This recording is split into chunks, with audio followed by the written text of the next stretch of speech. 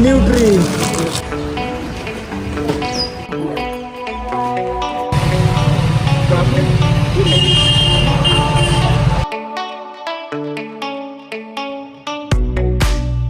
पीछे चढ़ना है उसे बाहर यहाँ चाहिए डंडा बंद है यहाँ चाहिए डंडा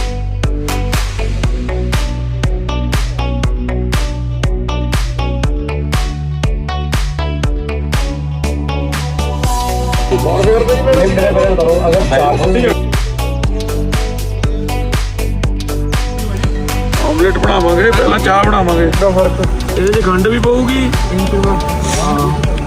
ਤੇ ਦੁੱਧ ਵੀ ਪਊਗਾ ਅੱਗ ਬਾਲੋ ਫਿਰ